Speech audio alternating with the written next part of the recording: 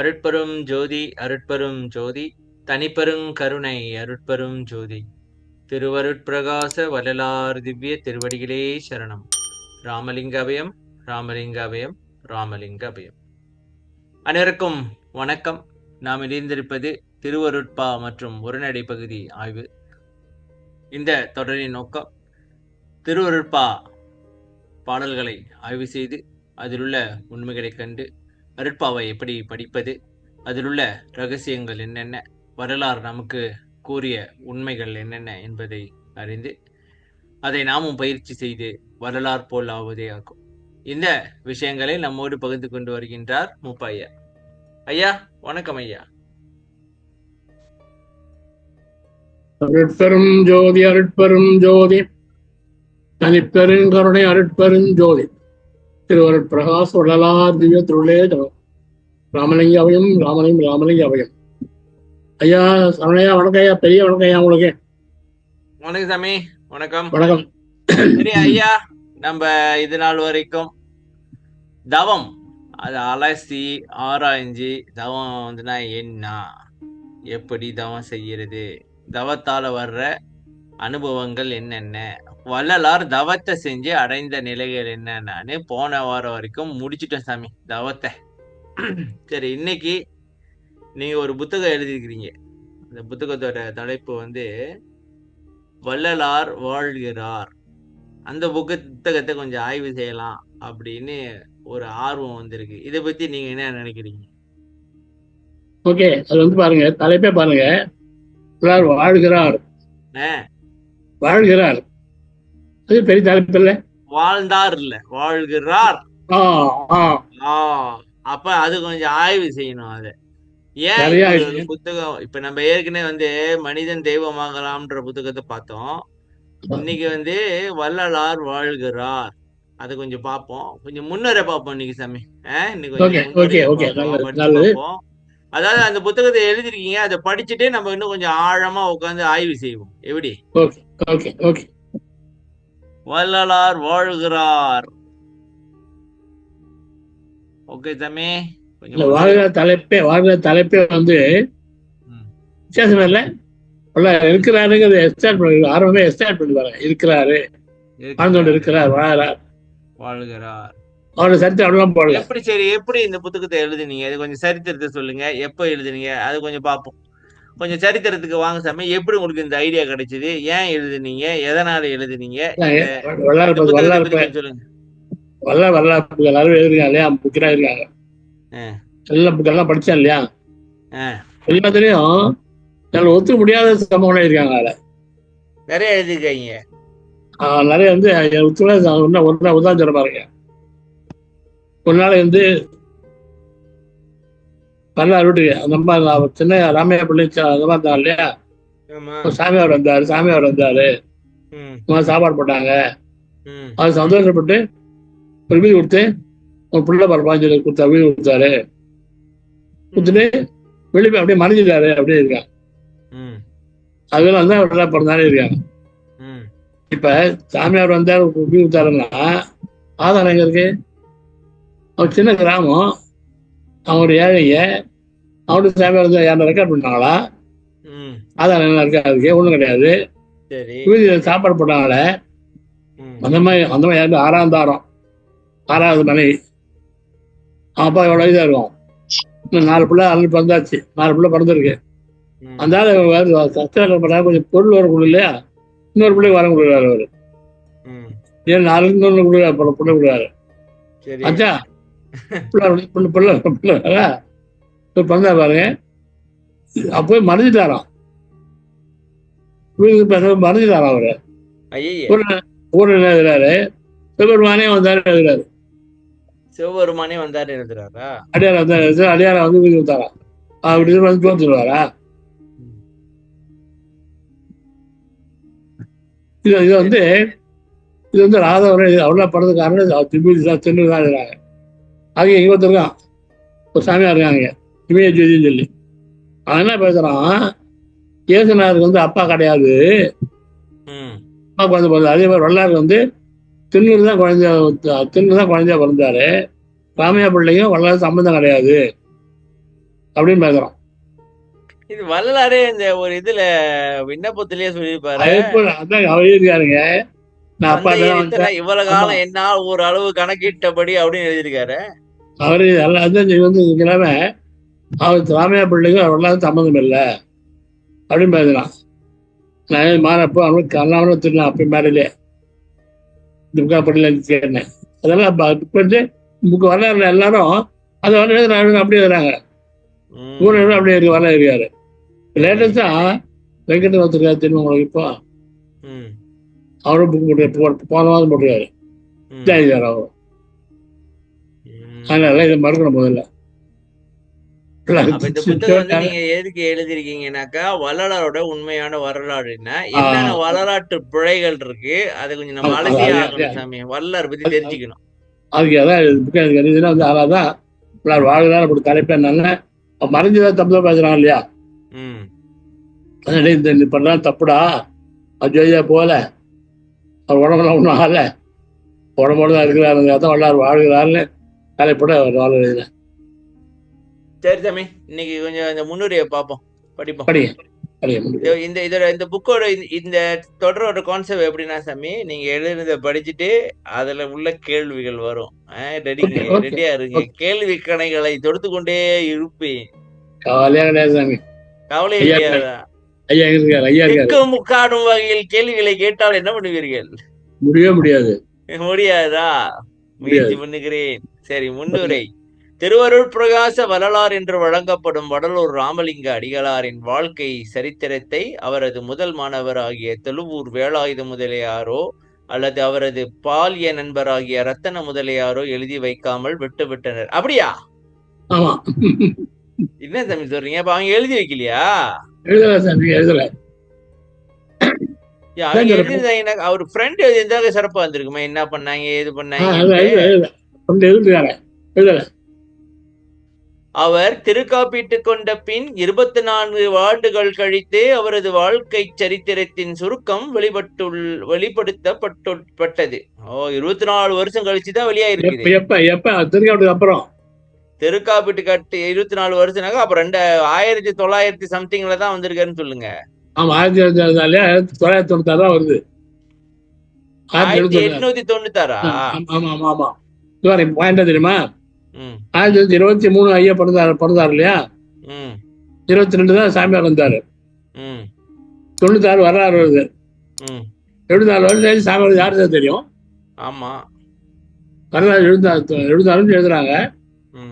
அந்த வீட்டு சாமியார் தான் யாரு தெரியுமா? சரி இல்ல. அதாவது வருவிக்கு ஒத்தியான் ஐயா பாடினார்ல, அதுக்காக கற்பனை பண்ணி எழுதிட்டாங்க. வருவிக்கு விட்டுறேன்னு சொன்ன இந்த கதையை அதை திரிச்சு இடையில ஒரு முனிவரை கொண்டாது புராணத்தை எழுதி விட்டு விட்டாயே. ஆமா ஆமா, வள்ளலாறு புராணத்தை பாடி விட்டாய். வள்ளலாருக்கே புராணத்தை எழுதி விட்டானுங்க. உண்மையை எழுதாவ வள்ளலாருக்கு புராணத்தை எழுதி விட்டாயே. சரி வாங்க. பின்னர் அவரது சரித்திரத்தை எழுதியவர்கள் எவ்வாறெல்லாம் எழுதினால் வள்ளலாருக்கு சிறப்பு என்று எண்ணினார்களோ அவ்வாறெல்லாம் எழுதிவிட்டனர். சமே குழுவி தள்ளி விட்டாங்க வள்ளலாருக்கு சிறப்பு சேர்க்கிறேன்ட்டு. அந்த இந்த படத்துல மாதிரி சாமி, சிவனடியார் ஒருவர் வந்து திருநீறு அடித்தார். 5 மாத குழந்தையா இருந்த போதே நடராசரை பார்த்து கலகலவென்று சிரித்தார். 5 வயதிலே கண்ணாடியிலே முருகனை தரிசனம் செய்தார். திருமணமான அன்றே மனைவியிடம் திருவாசகம் கொடுத்துவிட்டு வெளியேறினார் என்றெல்லாம் எழுதியிருக்கிறார்கள். ராமலிங்க அடிகளார் தாம் எழுதிய அருட்பாவில் பல பாக்களில் தன்னை பற்றியே எழுதியிருக்கிறார். அந்த பாடல்கள் எல்லாம் அவரை பற்றிய அகச்சான்றுகளே என்பது அவைகளை பொதுவான பாடல்களாகவோ மற்றவர்க்காக எழுதப்பட்ட பாடல்களாகவோ கொள்ள முடியாது. என்ன சொல்லி சொல்றீங்க? அவரை தவிர்த்து சில உண்மையெல்லாம் அது வந்து அவர் உண்மைதான் சொல்றது, அவரை பத்தி சொல்றாரு. அது வந்து பொதுவா சொல்றது எடுத்துக்கூடாது. பொதுவான பொதுமக்களுக்கு சொன்னதுன்னு அப்படியா? ஆமா, அப்படி எடுத்துக்கூடாது. அவரை பத்தி எழுதியிருக்காரு சில பாட்டுலாம். அந்த பாட்டெல்லாம் பார்க்க போறேன் இப்போ. அருப்பாவில் உள்ள அகச்சான்றுகளை கொண்டு வரலாறு சரித்திரம் எழுதப்படுகிறது. அப்படின்னா அகச்சான்று அவரு சொல்றாருல பாட்டு. இது நீங்க எழுதுறது சொல்றீங்களா? ஆமா. இதுவரை வந்த வரலாளர்களில் வள்ளலாரும் ஒருவர் என்று எண்ணிவிட முடியாது. மரணமில்லா பெருவாழ்வு என்று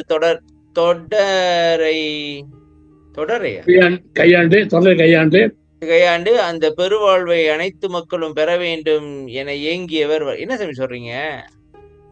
வார்த்தை இல்லையா? அந்த வார்த்தை எல்லாரும் வார்த்தை விட்டு வளராது. இல்ல, மரணமில்லா பெருவாழ்வு என்று தொடரை கையாண்டு. தொடர்னா வாசகத்தை கையாண்டு அதை எல்லாரும் அடையணும். அவர் தமது 51 வயதில் மேட்டுக்குப்பம் கிராமத்தில் பலறிய ஒரு அறைக்குள் சென்று உள்ளே கதவை தாளிட்டுக் கொண்டார். பின்னர் திறந்து பார்த்த போது அவர் கூறியவாறே அந்த அறை வெறும் அறையாக இருந்தது. அவரது உடம்பை மண்ணில் சமாதி வைத்ததாகவோ நெருப்பிலிட்டு தகனம் செய்ததாகவோ வரலாறு இல்லை. சுத்ததேகம், பிரணவதேகம், ஞானதேகம் ஆகிய முத்தைக சித்தி பெற்று வாழ்பவர்.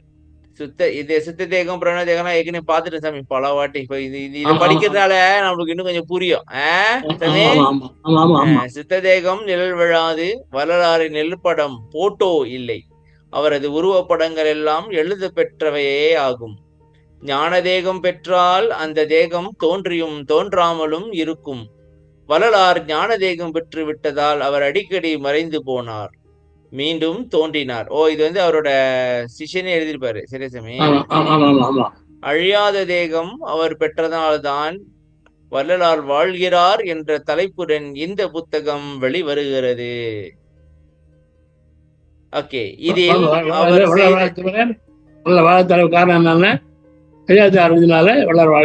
வாழ்கிறார், இன்னும் வாழ்ந்துட்டு இருக்காரு. இதில் அவர் செய்த சமய சீர்திருத்தம், சமுதாய சீர்திருத்தம் முதலவையும் கூறப்பட்டுள்ளன. கூடுமானவரை ஆதாரபூர்வமான செய்திகளே தரப்பட்டுள்ளன. அது என்ன சமயம் கூடுமானவரை? ஆதாரபூர்வமானதான். தயவு திரு ஊரநடிகள் எழுதிய ராமலிங்க அடிகளாரின் வரலாறு, அன்பு சகோதரர் திரு சரவணன் அவர்களின் அருட்பா அருட்பா மருட்பா புத்தகமும் பெரிதும் உதவின. அவர்களுக்கு எனது மனமார்ந்த நன்றியை தெரிவித்துக் கொள்கிறேன். என்ன சொல்ல வரீங்க? அதை பார்த்து எழுதுனீங்களா?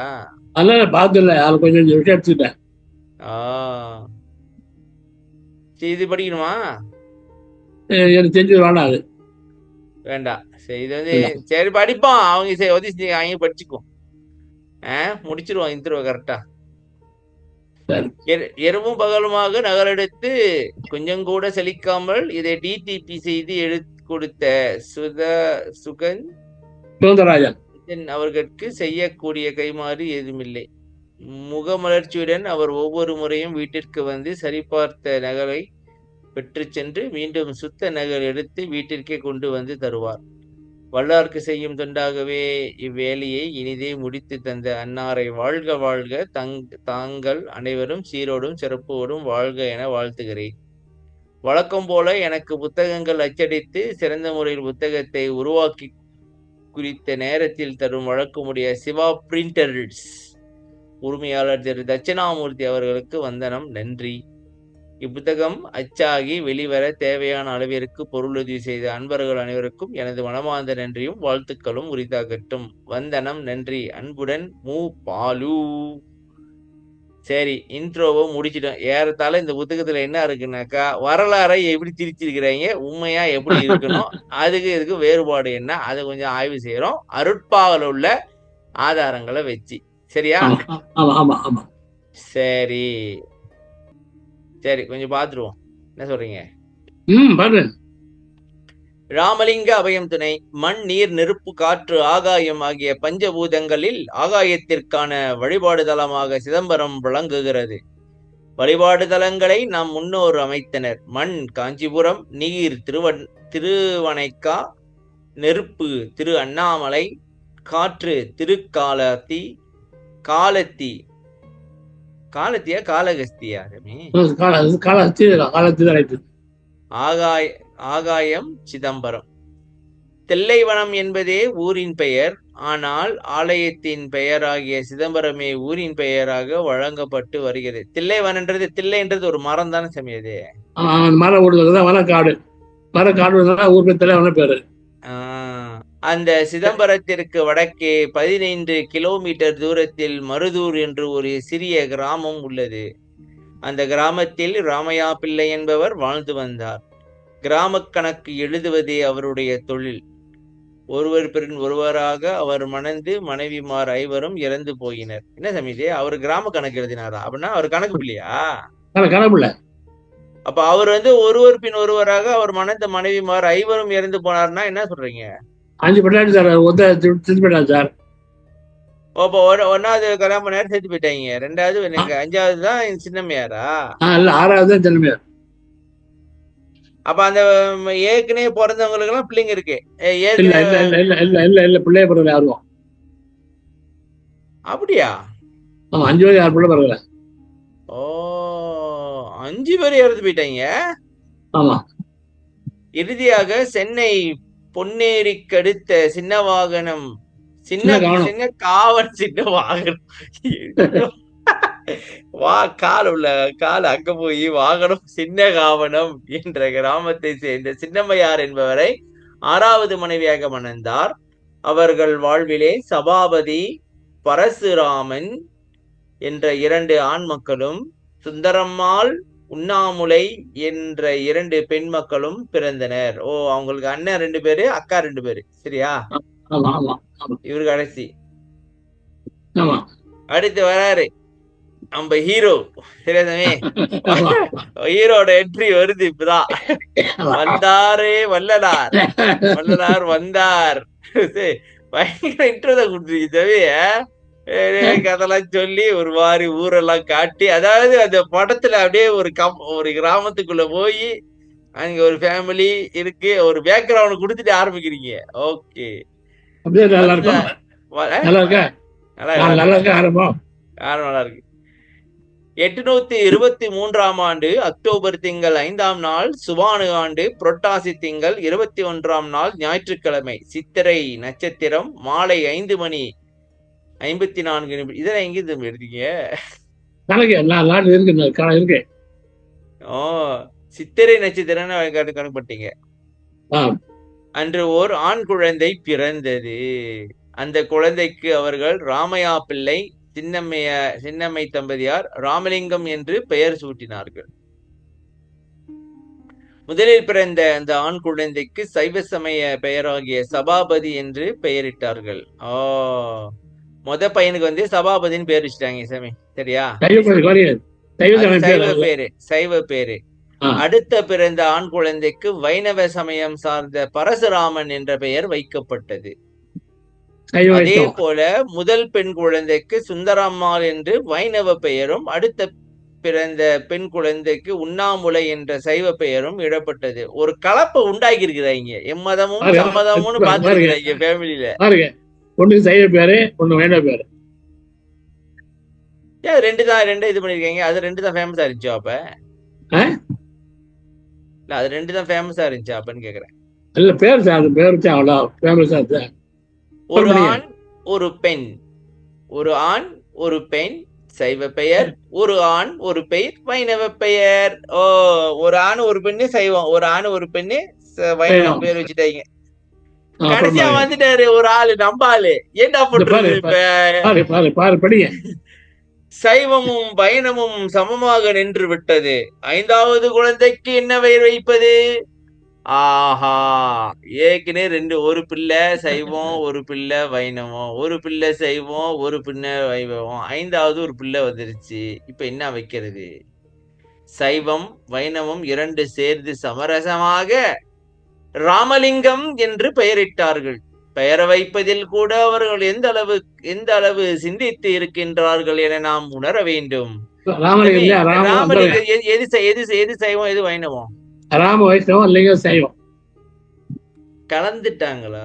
அந்த பேர்ல இவ்வளவு ஒரு ரகசியம் இருக்கு பாருங்க சாமி. இது நாங்க யோசிக்கவே இல்லை. பாத்தீங்களா? வள்ளலார் பேர்ல இவ்வளவு ஒரு ரகசியம் இருக்குது. அது வைணவத்தையும் கலந்துட்டாங்க. மேல சைவம் வச்சாச்சு. அது 5வது என்ன பண்றது? 2 கலந்து வச்சாங்க.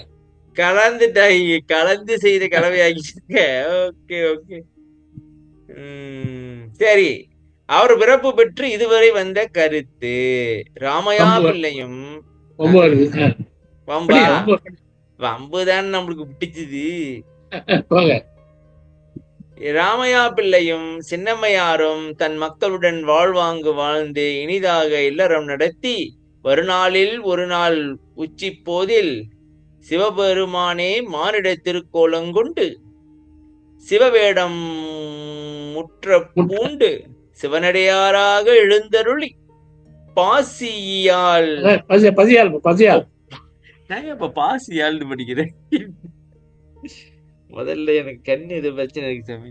பசியால் கரைத்து தோற்றத்துடன் ராமையா பிள்ளை வீட்டிற்கு வந்து வாயில் நின்று, அம்மையே, அடியாருக்கு அமுது செய்விக்க வேண்டும் என்றார். அச்சிவ வேலி கேட்ட சின்னம்மையார், ஐயோ வேலி வேற எதுக்கு இங்க வருது? அச்சிவ ஒலி கேட்ட சின்னம்மையார் விரைந்து வந்து அடியாரின் அடிகளில் முடியுற வணங்கி உள்ளே அழைத்துச் சென்று முறைப்படி அமுது படைத்தார்.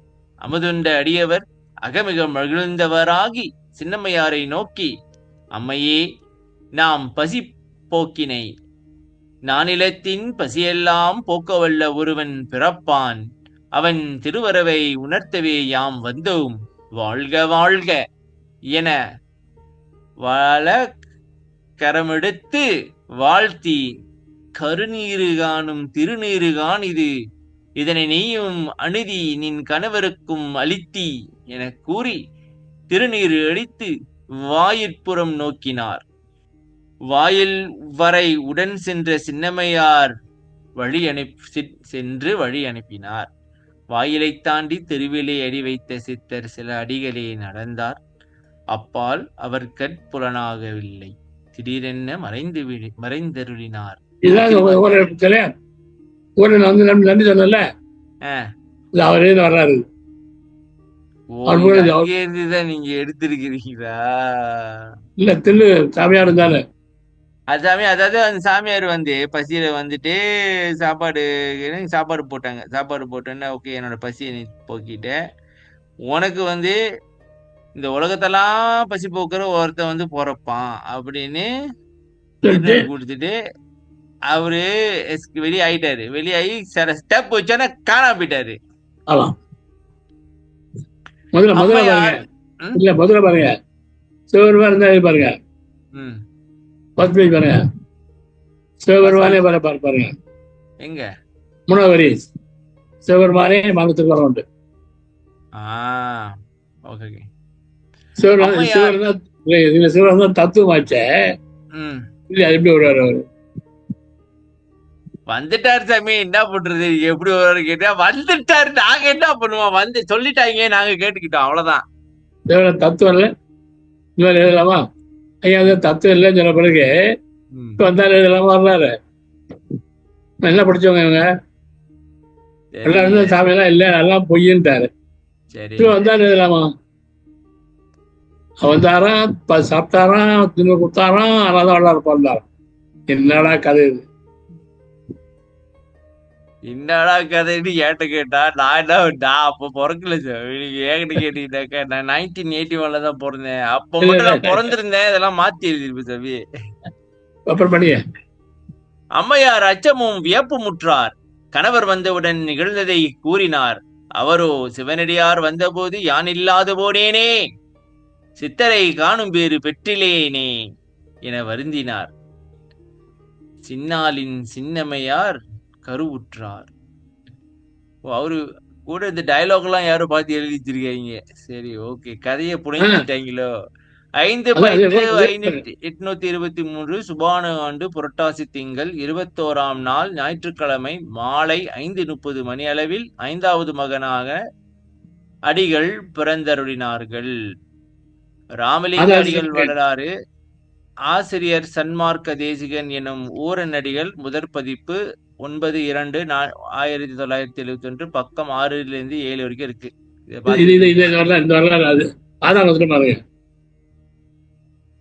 சரி தம்பி, இதோட முடிச்சுக்கோ. அதான் வந்துட்டேன். ஆதாரம் கொடுத்துட்டீங்க, எங்க பக்கம் இருக்குன்னு பாத்துருங்க. அடுத்த வாரம் இதோட இது உண்மையா இல்லையா அப்படின்றத ஆய்வு செய்வோம். சரி சாமி, இப்ப நம்ம என்ன செய்வோம், அடுத்த வாரம் நல்லா இருக்கு ஆரம்பம். படிப்போம் நல்லா இருக்கு, படிப்போம். அப்ப ஆக மொத்தத்துல நம்ம என்ன பாத்துருக்கோம்னா சாமி, இந்த புத்தகத்தை நீங்க எழுத காரணம் என்னன்னாக்கா, வரலாறு எழுதி விட்டுவீங்க, கண்டா மாதிரி எழுதி விட்டாங்க, வரலாறுக்கு சிறப்பு செய்யணும்ட்டு புனைச்சிட்டாங்க. அதனால நம்ம இது கொஞ்சம் ஆய்வு செஞ்சு, நீங்க நம்ம என்ன பாத்துருக்கோம்னாக்கா, இப்ப வரலாறு, அதாவது வள்ளலார் எப்படி பிறந்தாரு, அதற்கான ஆதாரம், அதுக்கான கதை என்னன்னாக்கா, ஒரு சாமியார் வந்தாரு, சாப்பாடு போட்டாங்க, சாப்பாடு போறதுக்கு திருநூறு குடுத்துட்டு இந்த மாதிரி ஒருத்தன் பிறப்பான் அப்படின்னு சொல்லிட்டு மறைஞ்சிட்டாரு. இது வரைக்கும் பாத்துருக்கிறோம். இது உண்மையா? வந்தாரு, சிவபெருமான் வந்தாரு. சிவபெருமானு தான் வந்து சாமியார் இடத்துல வந்து இந்த மாதிரி ஒரு குழந்தை பிறப்பான். இது வந்து புத்தர் கதையை நான் நினைக்கிறேன், இங்க படிச்சுட்டு இதை எப்படியே மாத்துறது எப்படின்னு மாத்திருப்பாங்களோ சாமி. இது புத்தர் கதை எடுத்திருக்கீங்களா சாமி? நீங்க புத்தர் கதை கேட்டிருக்கீங்களா? இல்லையா, சொல்லுங்க. புத்தர் கதையில வந்து வரும், ஒருத்தன் பிறப்பான், அவன் வந்து ஒன்னே சாமியாரா போவான், இல்ல ஒரு நல்ல மன்னனா வருவான் அப்படின்னு அவங்க அப்பாட்ட சொல்லிட்டு போயிருவான் சாமியாரு, ஒரு ஜோசியன். உடனே இவரு என்ன பண்ணுவாரு, இவனை சாமியாரா போயிடக்கூடாதுன்னு சொல்லிட்டு இவனுக்கு துன்பமே துன்பமா காட்டாம உள்ளே வச்சு வளர்ப்பாரு. ஒரு நாள் இந்த ஆள் வெளியே போய் பாத்துருவோம் என்னத்தையும், ஆஹா இதுதான் வாழ்க்கையா, அப்ப நம்ம வாழ்றது என்னன்ட்டு கிளம்பிடுவாங்க. போய் போதி மரத்துக்கு வந்து தியானம் பண்ணுவாரு. இல்ல அதுக்கு முன்னாடி நிறைய குருமார்கள் என்னென்னோ போயிட்டு இது பண்ணுவாங்க சாமி, சாப்பிடாம இருந்து என்னென்னமோ பண்ணி வந்துருவாரு. கடைசியாதான் போதி மரத்துல ஞானப்படுவாராம். போதி மரம் வரும் தெரியுமா? என்ன மரம்? அரச மரம். அரச மரம் தான் போதி மரம். அப்ப அந்த மாதிரி வள்ளலாருக்கு ஒரு கதை இருக்க வேண்டாமா, ஒரு அற்புதம் இருக்க வேண்டாமா அப்படின்னு சொல்லிட்டு அங்க வந்து ஜோசியர் இங்க சிவனே வந்துட்டாரு. ஓகே, சிறப்பு, வள்ளலாருக்கு சிறப்பு சேர்த்துட வேண்டிதான். தப்பு இல்ல. அடுத்த வாரம் பாப்போம் நீங்க என்ன மறுத்து வச்சிருக்கீங்கட்டு, அப்ப நாங்க கொடுக்குறோம் சரியா இல்லையாட்டு. அடுத்த வாரம் தான் இப்ப இது சரியா, இந்த கதை சரியா, இது உண்மையா, அடுத்த வாரம். இல்ல லேசாள் இல்ல, ஊரடி பெரிய ஆள், ஊரடிகள் பெரிய ஆளு. ஆமா, உங்களுக்கே இந்த வேலை, இந்த வேலை மத்தவங்களை எதிர்க்கிறது. ஏன் சாமி எதுக்குப்பா அவன் எதுக்கு நான் போறப்பா, அவ்வளவு சட்ட எழுதுல ஆசைப்பட்டேன், அவ்வளவுதான். இல்லைங்க சாமி, என்ன கலரம். சரி சாமி, அடுத்த வாரம் இப்ப இந்த சாமியார் கதை சரியா இல்லையா, அதுக்கான ஆதாரம் எங்க இருக்கு, ஃபுல் அண்ட் ஃபுல் அலசிடுவோம். ஓகே, சரி சாமி, ரொம்ப நன்றி இந்த புக்கை தேர்ந்தெடுத்ததுக்கு. நல்ல புக் அது. புக்கு ரொம்ப பிடிச்ச புக் வந்து சார். இது ஒண்ணு கலை கலைஞம், அது ஒண்ணு அருமையான புக் அது. மறுபக்கம் பாதிரிங்க மறுபக்கம் அப்படின்னு மறுபக்கம் கலைக்கலைஞம், இதெல்லாம் ரொம்ப பிடிச்ச புக் அது. கலைக்கலைஞம் பார்த்தீங்கன்னாக்கா எல்லா சடங்கும் மொத்தம் குறைஞ்சதும் செய்யறாங்க பாருங்க. சடங்கு விளக்கம் இருக்கும், போல விளக்கம், அச்சம் எல்லாத்தையும் விளக்கம் இருக்கும். சரி சாமி, முடிச்சிருங்க. ஓகே. அருட்பெரும் ஜோதி அருட்பெரும் ஜோதி தனிப்பெருங்கருணை அருட்பெரும் ஜோதி திருவருட்பிரகாச வள்ளலார் திருவள்ளே தலம் ராமலிங்கம் ராமலிங்கம். நன்றி ஐயா, வணக்கம் ஐயா, வணக்கம், ரொம்ப நன்றி. ஆரம்பிச்சீங்க, அவங்களோட ஆரம்பிச்சீங்க, அது மாதிரி வள்ளலார் ஆரம்பிச்சிருக்கீங்க, ரொம்ப நன்றி உங்களுக்கு. வரலாறு ஆரம்பிச்சிருக்கேன், அது எப்போது நடக்கிற மாதிரி போய்கிட்டு இருக்கு, புதுசா என்ன ஆரம்பிக்கிறது இருக்குது இல்லையா? அப்படி இல்ல, ஆய்வு பண்ணுவோம், பாப்போம் அடுத்த வாரம் என்ன நடக்குது. ஓகே, நன்றி சாமி, பாய் பாய் பாய்.